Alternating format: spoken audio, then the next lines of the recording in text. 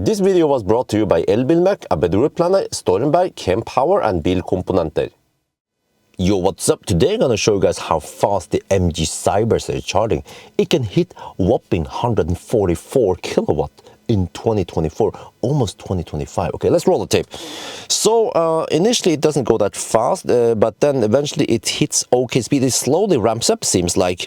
Yeah, and then I also compare it to the MG4, which has a smaller battery. I haven't tested the big battery in the MG4 yet. Maybe it's the same charging curve there. And then also include an Ioniq 5N. You know, it's like it's closest to a sports car we can get there compared to the Cyberster, right?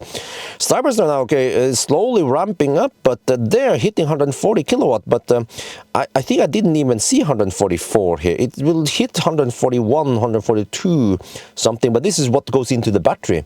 So maybe they count what goes from the charge. I'm not sure, but 143, 42-ish. I mean, it's still okay. It still has a nice and flat curve here, yeah, compared to the some other cars. So that only peaks briefly. So that's nice. Let me see, how long did we get it there? To around 33% now. It starts throttling, but still maintains okay speed. Doesn't just completely plummet it. Whatever is going with the Ioniq 5N, we don't care too much about it. It's just going way too fast in comparison. But okay, let's just focus on the Chinese cars for now, right? So compared to the MG4, on the other hand, you see the MG4 has a remarkably flat curve.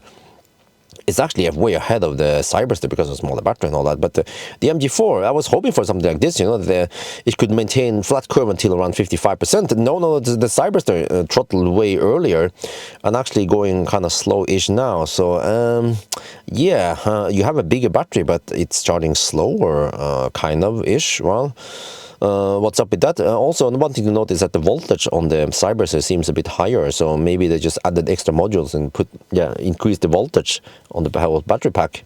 That's how they made it bigger. But yeah, but at least now, okay, Cyberster still maintains okay speed towards, well, the second half. I wouldn't say towards the end. Ioniq 5N is getting close to the end now already. Way ahead. And also the new Ioniq 5N doesn't have that siesta. It seems to be like a thermal throttling because the batteries go too hot. Yeah, you can also see that the battery temperatures, yeah, on the MG4, I think that the bat temp in the middle there is not the correct temperature. I also got another battery temperature variable in the Cyberster, and it was it was not supposed to be 15 degrees Celsius. It's supposed to be more like the Cyberster, around 35-45 degrees Celsius, also in the MG4 at this point.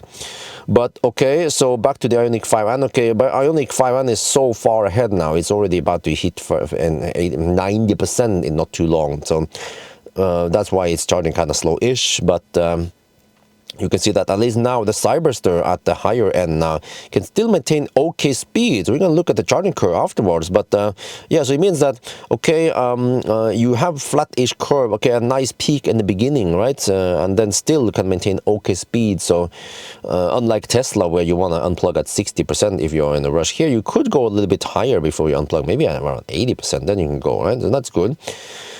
But yeah, okay, Ioniq 5N is about to hit 90%, actually, by the time the other hit, well, interesting, the MG4 was actually quite fast.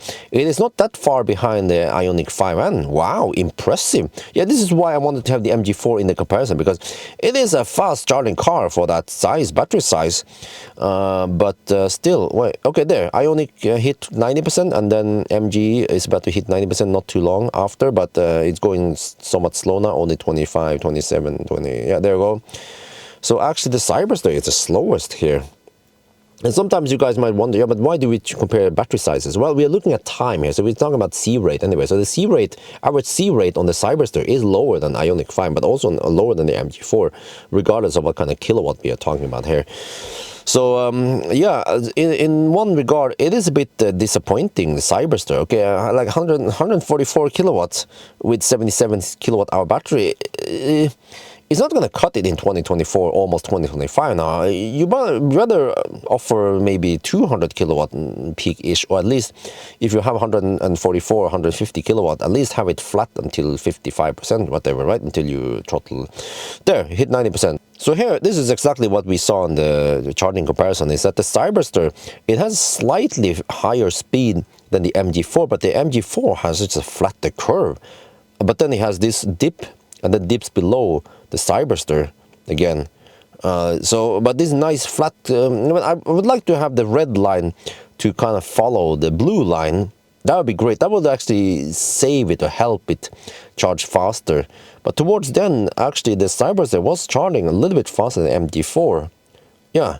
So, but just in comparison, Ioniq 5 is a broom. Yeah, just way faster. The reason why the Ioniq 5, I think, didn't go all the way to the max here, right, is possibly because the battery temperature didn't hit 25 degrees Celsius. But again, with the eGMP platform, if you heat up the battery to 25 degrees, right, you will get this nice peak here, but then it will overheat towards the end. But okay, what we're seeing here is that the Cyberster is a nice car. It's kind of thirsty-ish, but it doesn't charge that fast. So I wish they would bump up the speed or something, make it charge faster, because then the car would be even more enjoyable. But it's a nice and fun car to drive regardless. So that's gonna be it for now. Hope you guys enjoyed this video. As always, thank you for watching, and talk to you later.